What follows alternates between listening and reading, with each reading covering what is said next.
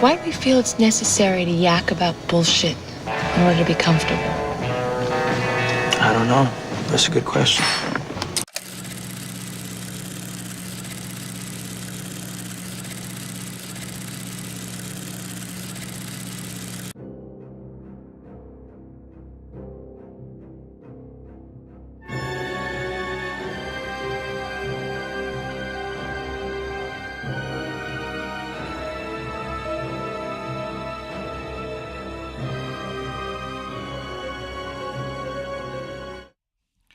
Welcome back, everyone. It's I, the Reluctant Gr1ngo, back again. It's south of the border time, and yeah, I'm sorry it's a little late, but I had a little, for those of you who've been with me for a little bit, you know that at night I like to stream video games, my favorite video games, because we talk about pop culture here, comic books, movies, video games, things like that. You know, I'm a kid at heart, and that's the things I love, so what I like to share what I'm playing, and we stream, and my son said to me, the other day, hey, you should try this game called Oblivion.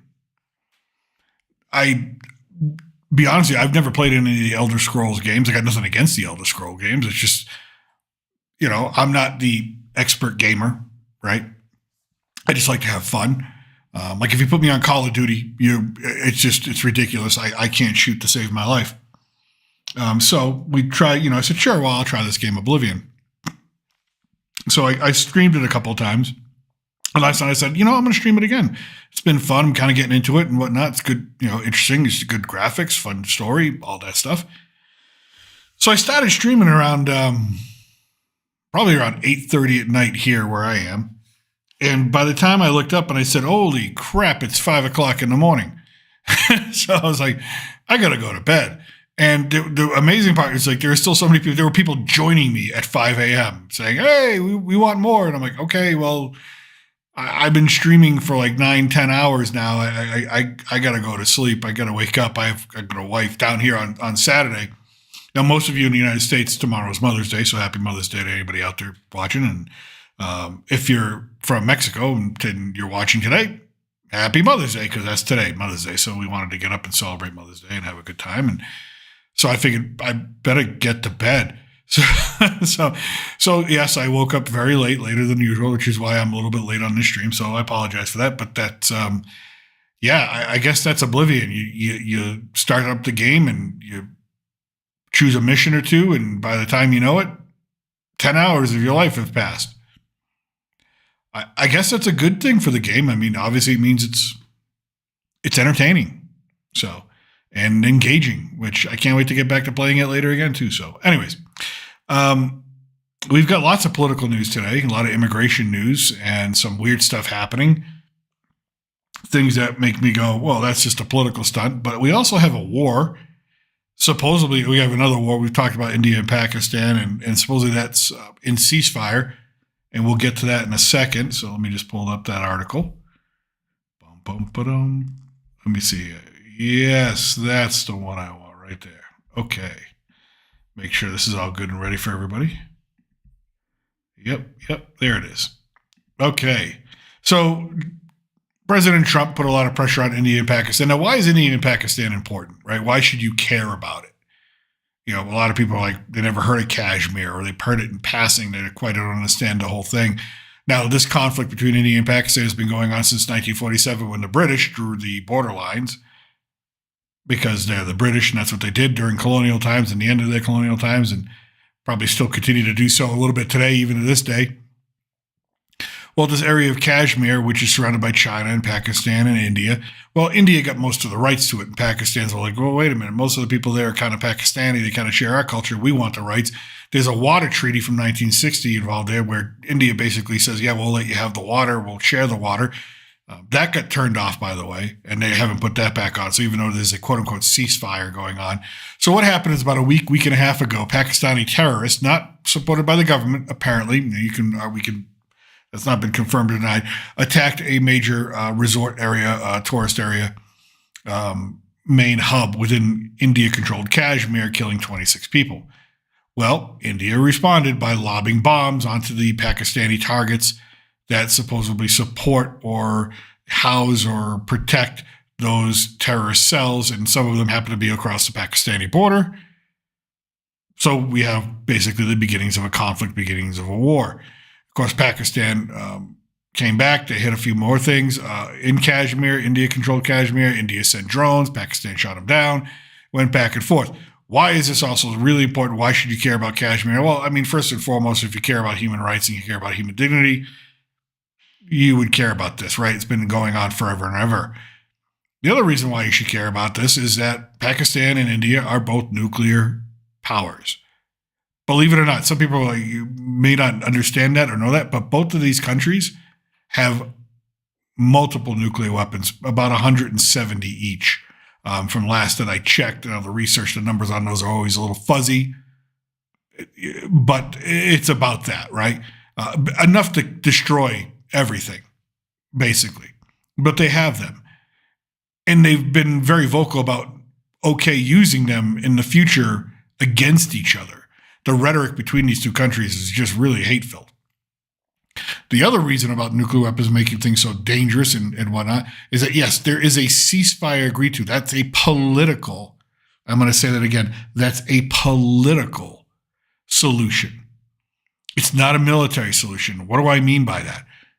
A lot of the times within Pakistan, especially, they've been a little bit better. They have a nuclear council of politicians that sort of liaise with the military. The military sometimes doesn't always follow the recommendations or the orders of the political leaders in Pakistan. It's just the way it's always been. India, sort of the same way, a little bit more control. I'll give them a little bit more, I think, credit when it comes to that type of stuff. But both countries have had the dubious distinction of, at times, putting when there's been skirmishes. Now, since 1947, 3 major wars. Since then, there have been multiple skirmishes. And since they become nuclear powers, there have been skirmishes. And when those skirmishes have happened between the two countries, command and control of those nuclear weapons have been put in the field commanders' hands. The generals, the people leading the army on the field of battle. Not kept in the hands of the political leaders. So that's horrifying. As bad as we think nuclear weapons is, at least in most countries, most countries that are nuclear powered, France is a little weird, I won't get into it, but most countries, it's the president that has to authorize the release of a nuclear weapon. And there's a whole process to go through that, to safeguards, safe rails, things like that, to make sure no one else can do that but the president. Not in India and Pakistan. You could get some Yahoo general who basically thinks that, the war is coming to an end. They're going to get defeated. Let's call out the last resort. Fog of war, baby. Fog of war. We've heard that before. Things happen and someone lights off one of these firecrackers. Well, we're right near China as well. That'll trigger their nuclear alarms. That might trigger their nuclear responses. And, they're not very far away from Russia either. Again, once one of those things goes off, there's a lot that can happen, right? There's a lot that can just go downhill real quick. So that's why we should care about these two countries fighting over a piece of land and water rights. Why we should care, because it could just cascade the whole world into a full-blown, escalated war. Of course, we are more friendly with India than we are with Pakistan. China especially is more friendly with Pakistan, providing them the missiles and things like that actually shot down the drones from India. And Russia's always willing to play a part in anything. And of course, Iran is right around the corner, right? So if you're wondering where they're getting some of their nuclear research and technology from, yeah, it's probably some from Pakistan. And then you get Israel just down the road. They are also a nuclear powered weapon. Why? Because we gave them to them. Smart, not smart. Again, I don't know. I think handing out nuclear weapons, not a good idea. That's just my opinion. Everybody else might have their own. But again, my idea that we probably shouldn't be handing out nuclear weapons to anyone. So therefore, we had a ceasefire. Kind of. We had a political statement saying there's a ceasefire. But explosions reported after India and Pakistan agreed to the ceasefire. Now, India's claiming it was Pakistan. It could have been. It could have been more cells of the Pakistani terrorists that are trying to incite war in that area. It could have been the Pakistani military not getting, again, command and control. They don't always listen to the politicians. It could be that they were just, they weren't ready to say ceasefire. It could have been a bunch of things, but people have died. So there's about 66 people that have died so far, lost their life, civilians. And so, yes, President Trump has announced another ceasefire, another win. But is it really a win? Because these two countries are still seeing explosions, flashes, things like that throughout the night. Marco Rubio, J.D. Vance have been well into the talks with the prime ministers of both countries, the foreign ministers of both countries, with the military of both countries, and hopefully they can work things out and get things settled to a point where there are no more explosions and both sides back off, and that there's a peace meeting at some point in time. The other problem is this. India, as part of the ceasefire agreement, has not gone back to the rules or the agreements of the 1960 Treaty on Water. You want to see a society or a group of people get riled up real quick, turn off their water, which is what India has done. They've turned off the water to the area of Kashmir that's Pakistani controlled, and they have not turned it back on as part of the ceasefire agreement. That's kind of shitty, right? I mean, I'm sitting here holding this bottle of water because I'm thirsty. Imagine being like, you don't have water to grow crops. You don't have water to bathe or drink or whatever, right? That's going to get real messy real fast if someone doesn't turn that water back on. So, again, President Trump announcing on Truth Social, yay, because of the U.S. pressure, we've got a ceasefire. Now, there were about 13 other countries involved in pressuring these two countries into a ceasefire diplomacy, so it wasn't just the United States. But he announces it like this as if it's some big win. It's not a big win. There's still explosions going on. There's still people looking for water. All right, it's still a human rights issue going on right now. Again, it's got to get, so I think we're putting the cart before the horse. Again, we've seen this recently with President Trump sitting in the Oval Office with the Canadian Prime Minister last week, saying that they had a ceasefire with the Houthi rebels. Now, if you talk to the Houthi rebels, there's no ceasefire. They say, yeah, we're going to stop attacking the ships because we want to focus more on Israel. They believe that the United States is the ones that back down. Again, that just could be propaganda coming from the Houthis, but it doesn't seem like everybody's on the same page here. Again, we're announcing a ceasefire and we're not really sure what's involved there. And, so we've got that. And, President Trump, he's famous for taking the victory lap before the victory is won. I mean, even before he was elected president, one of his campaign promises, he said over and over and over again in the debates, on interviews, on his stump speech, once he becomes president, within 24 hours, the war in Ukraine will be finished. Well, it's been longer than 24 hours, and there's not a ceasefire deal yet in place. He's still calling for it today, wanting a 30-day unconditional ceasefire between both parties. Neither party seems to be willing to do that. Ukraine can't do that. They have Russian troops still firing in their homeland. It's hard to have a ceasefire if Russian troops are still sitting on your property firing at you.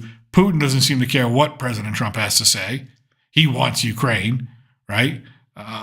So there's a lot of war going on. And, of course, I'm not even going to get into Gaza and Israel at this point in time because that's still that has escalated to the point where, again, the Israeli cabinet, the Israeli leadership has said that they are now going to conquer Gaza. And fair enough. Okay, you want to do that. What's interesting is you haven't seen pictures come out of Gaza lately, right? You haven't heard much news in the U.S. about Gaza lately. It'd be interesting to see exactly what's going on in Gaza right now, as they had one of the most massive buildups on the border of Gaza in a long, long time in their history over the last week and a half, preparing to, quote unquote, go in and conquer Gaza and forcibly remove all those people. Now, again, if you want to be a fan of Israel, that's fine. If you want to be a fan of Gaza, that's fine. I'm not here to tell you which is right and which is wrong. War sucks on either side. There's usually an aggressor that begins it, yes, but most of that, well, you know what? Not usually. You know what? With Russia and Ukraine, yes, there was an aggressor. If you want to take a look at the whole picture of Gaza and Israel, you can't say one's an aggressor and one's a not. It's just, a lot of times, it's just retaliation, tit for tat. No one knows how to de-escalate it. Here, India and Pakistan, they've both done shit to each other over the years. So it's just, people can't get along. Certain countries just can't get along. So we've got all this war. So it was 4 days worth. So India and Pakistan agreed to an immediate ceasefire. Again, The politicians in India and Pakistan agreed to immediate ceasefire. The military, they still have their guns, locked, cocked, ready to rock, okay? Violations were reported within the hours along the border. Why? Again, the military does not listen to the politicians a lot of the times against civilian deaths. Senior military officers will speak again on May 12th. So we have to wait until May 12th until the senior military officers on both sides decide to sit down with each other. And again, that's very significant because it doesn't say the politicians are going to sit down with each other. The senior military officers are going to sit down together because they're the ones running the show. Okay. Yes, they are nuclear armed neighbors. Again, two countries you really probably don't want having nuclear weapons are these two, because there's always a chance that they're going to let one off. Pakistan and India have agreed to a ceasefire with immediate effect. Pakistan has always strived for peace and security in the region without compromising on its sovereignty and territorial integrity. Excuse me. That was Foreign Minister Ishaq Dar, who posted that on X. Again, President Donald Trump, after a long night of talks mediated by the United States, I am pleased to announce that India and Pakistan have agreed to a full and immediate ceasefire. Congratulations to both countries on using common sense and great intelligence. Again, if that was really 100% true, awesome post. And I'm not poo-pooing the U.S. here to the point where it's like, they're the bad guys. They're not, right? I mean, they're trying. They're trying to send diplomats there. They're sending our two biggest diplomats, the vice president and the secretary of state, to try and get this calmed down because, let's face it, Ukraine and Russia, Israel, Gaza, all that stuff takes a backseat when you have two nuclear powers pointing weapons at each other. Nothing else really matters at that point in time. No other conflict in the world is going to matter at this point in time. That's the immediate priority. Can't have that. So we are trying to be diplomatic about this, which is a good thing. We don't want to send troops. We don't want to be a peacekeeping force. We don't have to. Meanwhile, China is on the northern border of Kashmir. They also seem to think that they have some rights to Kashmir. Every now and again, they try to go in there. So again, that's the wrinkle that we have to always be aware of, is China is there. And of course, right now we're having trade negotiations with China, and they might see this as an opportunity to leverage their position on Kashmir as part of that trade. You never know. You never know. But that's the deal with India and Pakistan. And that's why you should care on this May 10th, 2025, because it's just the possibility for something to go really wrong, really fast, in a way in which we haven't seen since 1945. Right? We haven't, a nuclear weapon has not been used in war since 1945. Let's hope it doesn't get used here all these years later. So, excuse me as I take a drink of water. As I said, I've been up late and I'm a little dehydrated. Just a little. Okay. So, up next, I thought this was hilarious. I have no idea what Mexico is thinking. I have no idea what the president of Mexico is thinking, Claudia Sheinbaum. I think she's just throwing something against the wall to see if it sticks. But apparently, because Trump signed an executive order to change the Gulf of Mexico to the Gulf of America. He can do that. He can change it in all the federal databases, have all the federal databases in the United States change the name from Gulf of Mexico to Gulf of America. Okay? Yeah, Mexico doesn't like it. So what does Google do? Google follows this policy.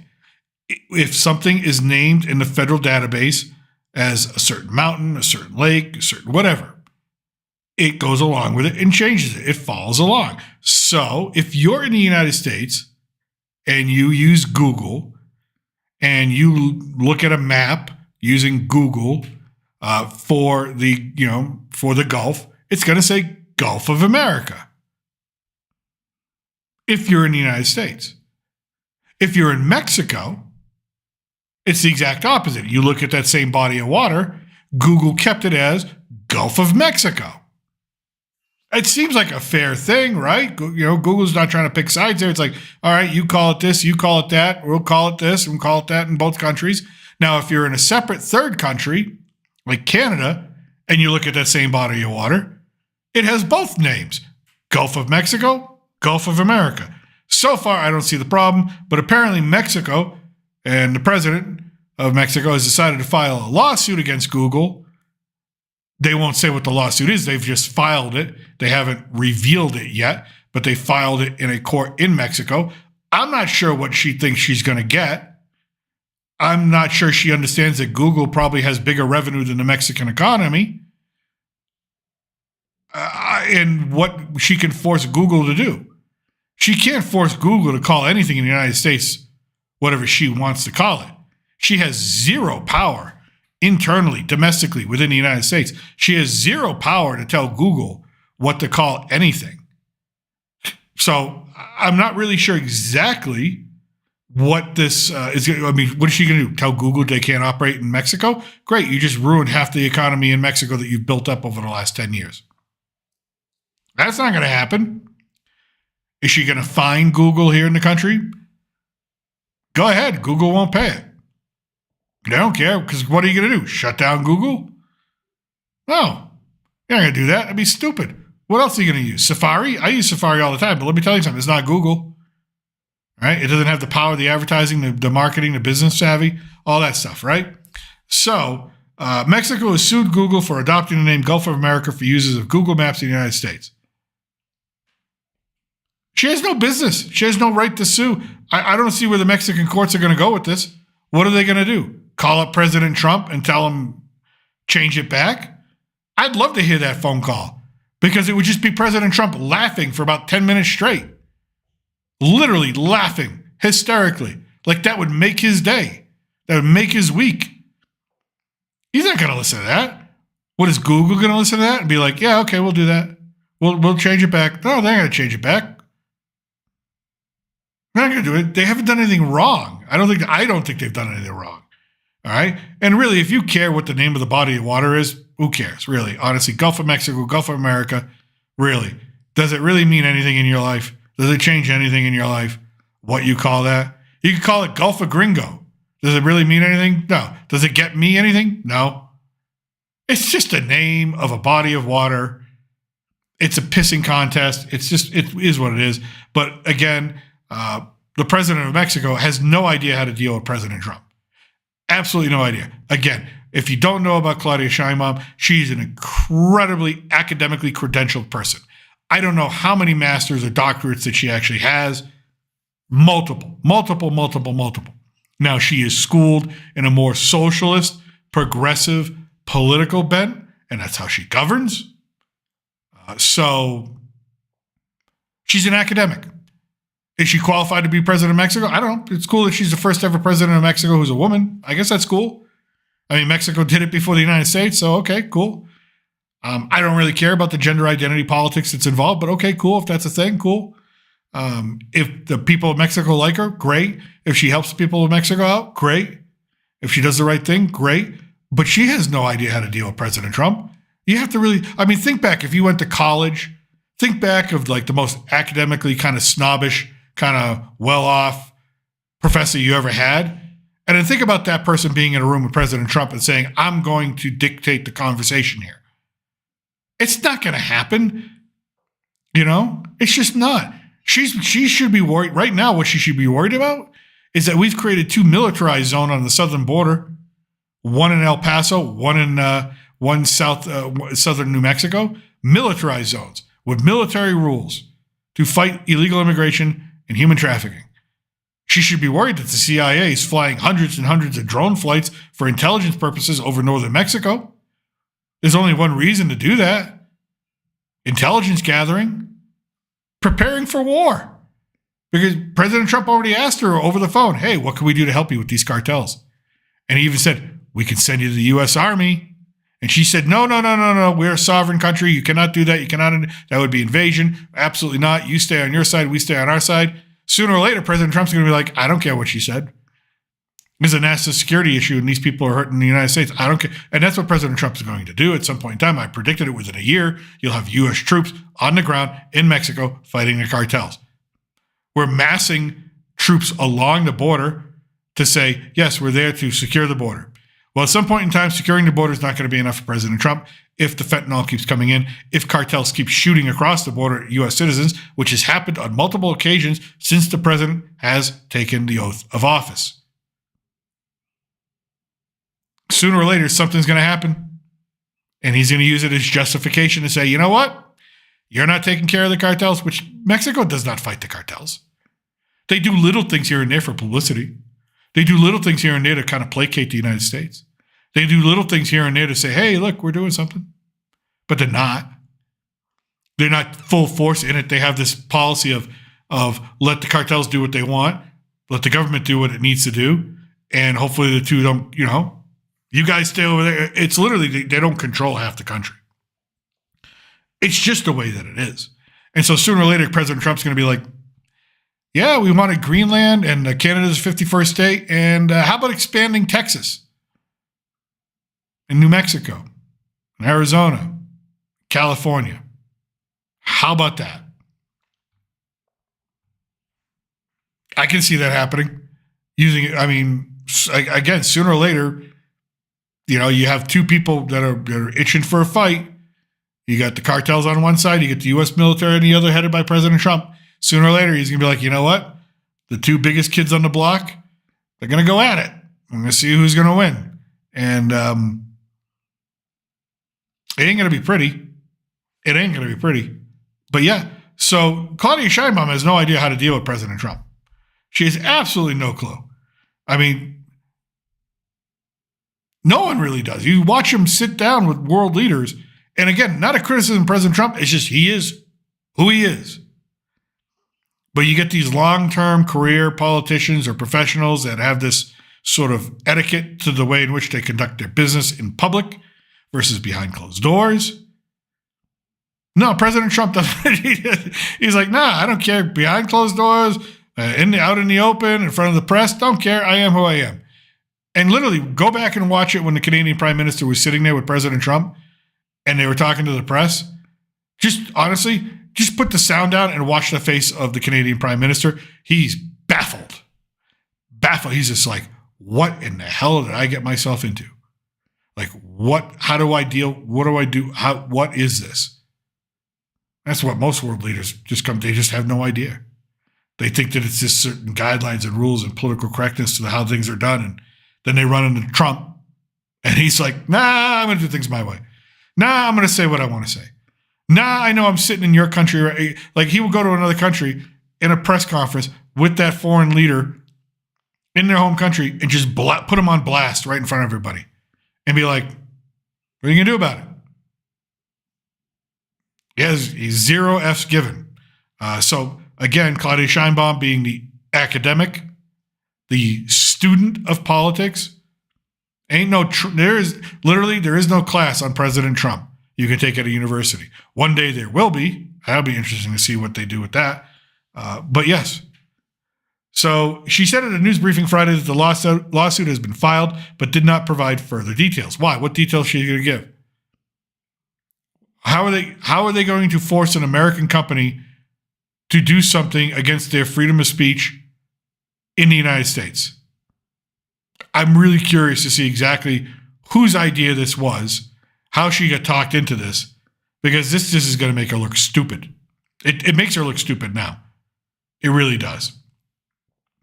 All right. The New York Times reports that it was told by her legal office that a suit was filed in Mexican court in late March. The Mexican president has previously warned the tech company that Mexico was considering legal action. What legal action? In all honest to God, what legal action? What could possibly... I've read the Constitution of Mexico.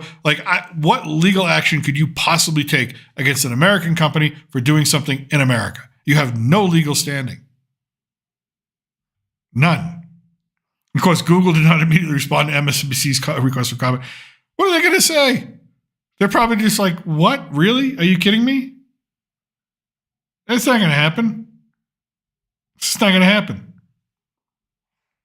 So, just funny being an American down here, seeing this stuff from this side of the border. Somebody just makes you shake your head and go, really? What? What? Yeah. Anyways.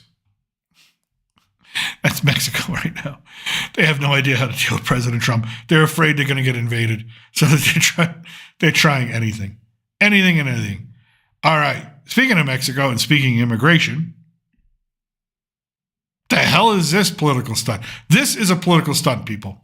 I read this and I thought to myself, this can't be real, number one. Number two, it's a political stunt. So ICE officers arrest a New Jersey mayor outside the immigration detention center. Here's what happened, folks. Here's the real story. And when you read this article, which you have to get to near the bottom of it to actually get the real story of what happened, all right? It just seems like ICE is just arresting everybody. That's it. That's the solution. Arrest them. So there's a detention center in New Jersey, outside Newark, okay? Now, for any building, anything that you do within the United States, depending on the state that you're in, you have to get certain permits to build and occupy the building. One of those is called a certificate of occupancy, which means that someone has gone through from the state and checked it out, make sure it's safe on the guidelines of fire safety and exit and egress and all that, okay? I've done it 100 million times working for Target, working for Apple, building buildings and doing things like that and doing maintenance work, okay? Just every building you walk into somewhere, you walk into a mall, every store in there has to have a certificate of occupancy posted somewhere for the public to see. Normally it's behind like the return desk where you go to do a return, right? The customer service desk. In this case, with this ICE detention center, it's probably in their main lobby. Fair enough. So this detention center reopened, and the congressional caucus or the 3 congressional members from New Jersey, 3 representatives from New Jersey, wanted to tour it and make sure, hey, everything's on the up and up. No one's in there getting the shit kicked out of them or anything like that. Which is fine. They have the right. They ask ICE, say, hey, can we come in and do a tour of the facility? And ICE is like, yeah, come on in. Well, this New Jersey mayor of Newark, who's also a candidate for governor, well, maybe his poll numbers weren't that great and he needed something to boost him. So he shows up as well and says, I'm coming in too. And they're like, ICE is like, no, you didn't request to come in through the official channels. You've not been given permission to walk into this facility. This is a secure facility. You can't just show up. I'm a politician and I want to be in. No, it doesn't. It's not like going to the Museum of Art. Like, I want to see the Renoirs. No, it's not like that. So they said, hey, mayor dude, you wait outside. And the 3 congressional members got taken in, and they got their tour, and they came out. Now, when they came out, ICE told the mayor, hey, where you're standing, where you are right now, you're trespassing. You need to leave. You need to move. Now, apparently, there were also about 40 protesters there against ICE. Of course there were. I'm wondering how they got there. Well, they're there every day, but I'm sure not that many. But I'm sure 40 is a number that they kind of boosted for this political stunt. Well, the mayor didn't want to go. And so someone started shouting, they're going to protect the mayor, protect the mayor. So all the protesters surrounded the mayor, including these 3 congressional members of the U.S. House of Representatives. One of them, like an elderly lady. She's like an old lady. Well, a lot of pushing and shoving, it just got out of control, right? You got a bunch of unruly protesters. You got ICE there, and they're like, you need to not be here. This is our property. This is trespassing. It's against the law. Again, Democrats sometimes like to ignore the law. And what do? They stand their ground. So ICE arrested the mayor. Said, okay, you causing this crap here? Fine. Now, you can't get ICE to tell you exactly officially why. They didn't say trespassing, right? They haven't come out and said, this is why. I haven't seen a bail hearing, and I think that was on purpose because they arrested him, and if they arrested him and there's no bail hearing, guess what? He gets to spend the weekend in jail. Good for him. And I'm pretty sure they did that as kind of like a dick move, being like, you know what? Stop effing with us, right? We're just trying to do our job. But no official charges have been filed, all that fun stuff. This is a publicity stunt. This is a political stunt. This is someone who wants to be governor, isn't getting the attention that they want, isn't getting the attention that they crave. This is all set up. It's all set up. I mean, the mayor of Newark understands the law. He understands that when someone says you're trespassing, you're breaking the law. He understands what he's doing. He understands why he was there. He knows why he was there. And that's all this was. To try to make ICE look bad, try to make this mayor look like some sort of hero. He's not. So he can get his polls, he get his name in the paper, maybe his poll numbers up, and maybe he can be governor of New Jersey one day. Not the way to go about things. It actually makes you look like a tool bag. That's all it makes you look like. So that's this story. And that's really what you don't hear. You just basically hear ISIS just going around arresting people for no reason. No, they had a reason. They actually told them. They warned them multiple times, you're trespassing. You're trespassing. You're trespassing on a secure federal facility that houses illegal criminals. I mean, I can't just go stand wherever I want in a federal, like I can't just walk into the lobby of the State Department and be like, I'm going to stand here. And they tell me, no, you're trespassing. You have no business here. No, I'm going to stand here, but you're trespassing. It's illegal. You're going to get arrested. Then I should expect to get arrested or move my ass to the sidewalk. That's just how that works, folks. So big political stunt. Don't shed a tear for this guy. And I hope they didn't have a bail hearing because that would be funny. That would be funny. That would be funny.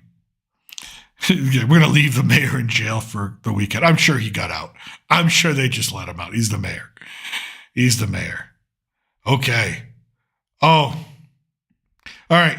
I filed this under stories about who gives a shit. But apparently, the liberal press, mainstream media wants you to care about this. The Librarian of Congress has been fired by Trump. That's his right. She's a federal employee. He can hire and fire whoever the hell she wants. Now, granted, this person is confirmed by Congress, but it's the same as Trump saying, I'm firing the Secretary of State. He fired her. Why do people want you to care about this? Well, she's the first African-American woman to ever hold the position of Librarian of Congress. Well, now she's the first African-American woman to ever be fired from the position of Librarian of Congress. You got two firsts. You're winning. They call this woman a hero. The Democrats called this woman a hero. They called this a racial thing. They called it this. They called it that. Trump fired her because she prioritized woke propaganda within the Library of Congress. Again, you can agree with the woke propaganda. You can disagree with the woke propaganda. The problem is, it doesn't matter what you say. We elected a president who said, I don't like this shit. I'm getting out of the government. She just happened to be next on the list. Do I really care who the Librarian of Congress is? No. The last time I was at the Library of Congress, they wouldn't let me in because it was closed for renovation. So who gives a shit? All right. It's the Library of Congress. It's a library. She's a librarian. Why are we making this an issue? Because we need to make everything an issue. Because anything they can grasp or hold on to. But in the end, the president has the right to fire this person. The president has the right to nominate their successor. Now, granted, their term only lasts 10 years. They have a 10-year term, and she had one more year to go on her term. She was appointed by Obama, who made a big deal about her being the first woman of color to hold a position. Fair enough. He said it's been a long time coming. There's only been 14 of these people since the Library of Congress had a librarian. Right? She's a fine librarian, I guess. I don't know. But again, who cares? Of all the things that we choose to care about in this country, this is what we want to care about. Who cares? All right? Oh, I love, first of all, they have the email that was written to her. Simply, she came to work one day, opened up her computer, opened up her email, and said, on behalf of President Donald J. Trump, I am writing to inform you that your position as the Librarian of Congress is terminated, effective immediately. I mean, straight and to the point. I mean, that's basically all it was. Now, Congress, because of this, the Democrats want to make the Librarian of Congress a congressional appointment instead of a shared appointment between the executive and the legislative branch. Which, if you want to do that, fine, go ahead. Who cares? It's the Library of Congress, folks. It's the You know, when was the last time you were in your local library? Why would you care about this one? They call let me get this. Let me get the overreaction from Hakeem Jeffries, where everything's a race issue. Everything. All right. Oh, here we go. The Librarian of Congress, Dr. Carla Hayden, has spent her entire career serving people. No, she's been a librarian. She's not serving. She's not a police officer. She's not a firefighter. From helping kids learn to read to protecting some of the nation's most precious treasures. She is an American hero, Morell said in a statement, adding that he plans to introduce legislation to guarantee. Okay, let me get to Hakeem Jeffries. One. Yep, Minority Leader Hakeem Jeffries, Democrat in New York, called the firing a disgrace. Donald Trump's unjust decision to fire Dr. Hayden. First of all, it's not an unjust decision. It's just his decision. It's just his. It's his to have, his alone. So calling it unjust is just propaganda. To fire Dr. Hayden in an email sent by a random political hack, now the people who write for the White House are just random political hacks, okay, is a disgrace and the latest in his ongoing effort to ban books, whitewash American history, and turn back the clock. Again, Donald Trump, racist. Donald Trump, dictator. Donald Trump, segregationist. Donald Trump, white supremacist. It didn't work during the election. It's not going to work now, Hakeem Jeffries. And that's why you'll never be your party's true leader, because you don't get that. That's why Gavin Newsom, slick white guy from California, is going to swoop on in and become the leader of the Democratic Party. Because he's already positioning himself as someone going, yeah, we need to get away from this woke crap. And he's going to be the nominee for president for the Democratic Party in a few years. Now, but again, you can file this under who cares and why are we making a mountain out of a molehill? But that's all the Democrats have, is to see these things and go, racism. Speaking of Trump, I had to do a double take on this one. Literally says, Trump tells Congress to raise taxes on the rich in a budget bill. Well, he didn't really exactly say that. He said, listen, if that's what they do, I'm okay with it. But yeah, there's a big tax bill going on right now. They're trying to put it together. The Republicans can't get together on it because there's a little bit of separation between Senate and House. Basically, the bill wants to extend or make permanent the Trump tax cuts from the original administration while cutting spending on a lot of things. Now, there are some people who think that that's going to raise the deficit. Listen, anything the U.S. government does right now is going to raise a deficit. We're just in a debt spiral. Aside from shutting it all down and just funneling everything in taxes to the debt ain't going nowhere. We're going to be permanently in debt.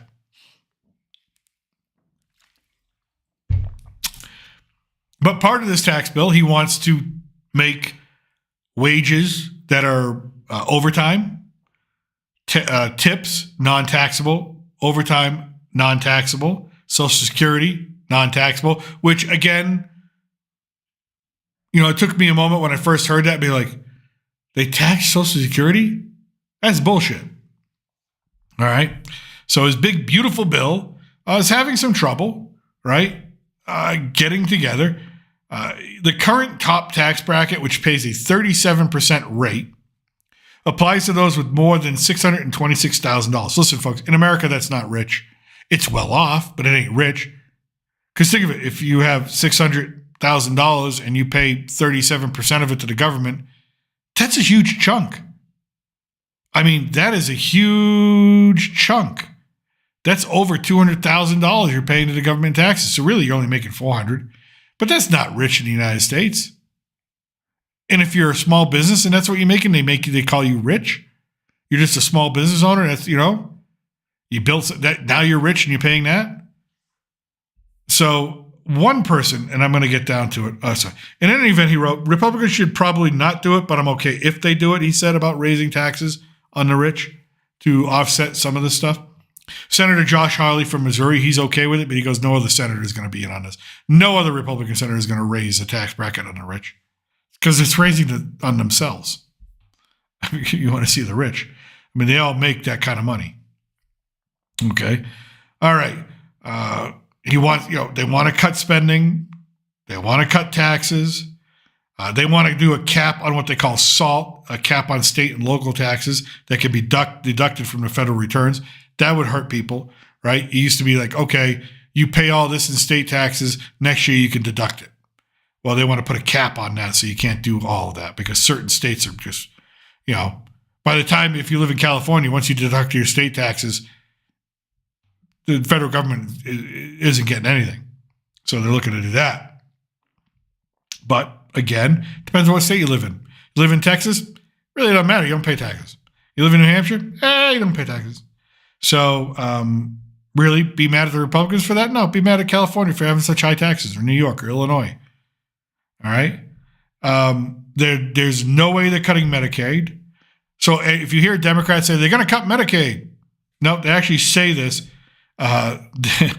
There's no way they would cut the amount states receive to fund Medicaid. That's never going to happen. Or rescind any federal anti-poverty food assistance. So they're not going to cut that either. But you'll hear that. The Democrats will say that. They're going to cut it. No, they're not going to cut it. All right. We'll read the bill. When the bill's available, I'll read through it. It'll be 1,000 effing pages, but I'll read through it because I'm sick like that. All right. Before they even get it passed. So I'll read through it. Here we go. Let's see here. Oh, here's where I think it will be part of it. In April, some of Trump's closest advisors began pitching raising taxes on millionaires, and the proposal met a lukewarm reception at the Capitol. This is a great quote. I think it will be a part of it if we can get the contours right and not sweep in small businesses. That's right. Don't sweep in small businesses. Those people are creating jobs, all that, right? There's a way to do that. Senator Tom Tillis, Republican from North Carolina, a member of the Tax Writing Finance Committee, told the Post this month. But you've got to figure out what rich is. What is rich? And again, here he says, rich isn't $500,000 or even $2 million when you're talking about small businesses. We've got to get that right. Yeah. We have to redefine what rich means in our country. We really do. Rich, because of how much things cost and just the cost of, like, if you're a family, you want to have a family. Well, if you got 2 kids, you want to send them to college. If you make $500,000 a year, yeah, it'd be a little bit easier to send them to college, but it's going to take all that. It's going to suck all that in. So that's not being rich. All right. Some think that they'll just let the tax cuts expire for Trump, for the rich. And that is basically doing that is half, when Biden was running and then Kamala Harris was running for president, they said they wanted these tax cuts to expire on the rich. And then they wanted to raise taxes even more on small businesses to get more tax revenue. The Republicans don't want to raise taxes on small businesses, but they seem like they might be okay with letting those tax cuts on the rich expire, redefine what rich means, and then tax the billionaires and things like that a little bit more. Again, I'm not going to cry a river for these people. Again, I'm not. It's because sometimes, you know what? You got to get the money somewhere. You got to make things work. We have to cut more spending, but we also have to get more funding for things that are just bankrupt. Social Security is bankrupt. Here's the thing. In about 15 years, I'll probably apply for my Social Security benefits or whatever I decide to apply for. I don't know if it's going to be there. I don't. Because it's bankrupt. It's already the second largest expenditure behind defense for the whole federal government. So I don't know if it's going to be there. I have an expectation and hope that it will, but I have it in my back of my mind that it just might not be. So we've got to do something, and we've got to get this tax bill right, because this tax bill is going to have long-lasting effects for the next 10 years, 20 years, going down the road. That's what kind of tax bill we're talking about. They're not just making a willy-nilly tax bill that's going to be like, it's for the next couple of years, and then we'll decide what we do. This tax bill is designed and built in sunset agreements and timelines and things that could last 10 to 20 years. So if you're an American and your finances concern you and this stuff concerns you and your pocket concerns you and your savings account, your 401k, all that concerns you, you better start paying attention to this stuff. I know it's not fun. I know it's not fun for you. It's fun for me. Again, sick in the head. But you got to start paying attention to this stuff and understanding what these tax laws are. Because if you don't know the rules, how can you play the game? You know, Trump said it himself. When Hillary said, this man doesn't pay taxes, he cheats. Or he goes, this man doesn't pay taxes. And Trump came out and said right after that, that's right, because I'm smart, just like Dave Chappelle, right? We all know the Dave Chappelle skit. Trump knows the rules of the game. Most rich people do. That's how they stay rich. Most poor people, they don't bother to learn the rules. You know, the rules are hard. They're sticky. Sometimes you got to have some money to get into the game in the first place. You know, but again, it's like, would you sit down and play Monopoly and not have the rules explained to you for the very first time? No, you're going to lose. Would you sit at a blackjack table and not understand the rules of cards? No. You're not going to risk your money on that. No, know the rules. So it's really important that, you know, we continue to look at this tax bill as it gets made, as it continues. So, yeah, the Democrats want the 2017 tax cuts to expire. So anybody making $400,000 or more would have their taxes raised, and then they would also raise taxes on small businesses. That's the Democratic platform, is what it is. And by the way, if you think this is biased reporting towards a Republican, this is the Washington Post, one of the most liberal papers in the country. So, all fun and games. All fun and games. All right, one last thing, and I found this funny. I don't know if I'm going to be able to play this. I'm going to try to play it. It shouldn't be copyrighted, but my wife brought this to my attention. This is running internationally with Spanish subtitles in Mexico and other countries down here. This is Kristi Noem. Hi, Kristi Noem, Secretary of Department of Homeland Security. You know, the lady that shows up at the El Salvadorian prison wearing a Rolex, because that was hilarious. So she's running this ad. It's a 1-minute ad. And it basically says, don't come. It praises Trump. It says, don't come. So I'm going to try to play this just so you can see. The reason I'm trying to play this is because the countries, the governments down here and social groups down here are trying to get this banned because they say you can't do this. Stuff like this needs to be approved. Technically it does, but technically I don't think they give a shit. I don't think the U.S. government, I don't think the Department of Homeland Security gives a shit. So I'm going to mute my mic and play this so I can also hear it. Hopefully it's not too loud, but this has got people up in arms. Okay, hold on. I hope this works. I'm Kristi Noem, the United States Secretary of Homeland Security. Thank you, President Donald J. Trump, for securing our border and putting America first. Let me deliver a message from President Trump to the world. If you are considering entering America illegally, don't even think about it. Let me be clear. If you come to our country and you break our laws, we will hunt you down. Criminals are not welcome in the United States. For too long, weak leadership has left our borders wide open, flooding our communities with drugs, human trafficking, and violent criminals. Well, those days are over. Under President Trump, we are defending American families and restoring their safety. If you try to enter illegally, you will be caught, you will be removed, and you will never return. Follow the law, and you'll find opportunity. If you break it, you'll find consequences. Strong borders mean a stronger America. President Trump is making America safe again. I'm Kristi Noem.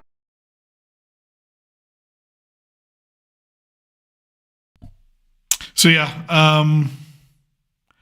got a lot of groups down here up in arms about that. It's, you know, it's political. There's certain rules about political stuff running in the countries. I'll probably, honestly, just by running that ad, YouTube might limit the distribution of this stream afterwards. It might limit who can see it or the monetization of it. They might limit a lot of things. They might even just say, hey, we're striking it. But I don't think Kristi Noem, and I certainly know President Trump doesn't give a shit. So these are running. It's yes, it looks. I mean, it's meant to intimidate. It's meant to warn. It's meant to be straightforward. It's meant to say, here's the consequences. I like it for one reason, because if you and when it runs down here, it runs in Spanish. It's dubbed in Spanish, so there's no misinterpretation. What I like it is it just shows the Trump administration can go to court and say, listen, we've been running this ad here. We've been advertising. We've been clear about this stuff. This is illegal. All right. We told him it was illegal. We told him what was going to happen. And that's what happened. So it's just funny that ads like she's like the number one most hated person, I think, right now in the Trump administration, because maybe her and Tom Homan, the borders are. She's getting a lot of shit. But again, take this for what it is, and let me know what you think of it. And if you think it's appropriate or inappropriate. Some people look at it and go, yeah. Some people look at it and go, it's a little harsh, a little much. But personally, I don't think they're saying anything they haven't already said before. I mean, correct me if I'm wrong. Is she saying something new? No. Is she asking you to obey the laws? Yes. Is she authorized to do that by the U.S. government? Sure. Is running this ad in other countries on YouTube a violation of those foreign laws? Possibly. Let's find out. We'll find out if it gets taken down. We will find out if it gets taken down. So, but yeah, with that, boom. With that, today is Wrestling Day. It's also Mother's Day here. So happy to my lovely wife, mother of my children, love of my life. Happy Mother's Day. I love you. I hope you're having a good day, and I'll be with you in a minute. And it's also Wrestling Day. It's also a pay-per-view. I love my wrestling, so I'm going to go and get out of here and go watch some WWE action. With that, I just thank you to everybody for joining us. If you like the video, subscribe, send me a comment. Tell me what you think. But with that, I'm still your Reluctant Gringo from somewhere south of the border. Salut, a huevo. We're going to be out of here with our J.D. Vance clip. You a racist? Do you hate Mexicans? So long, gay boys!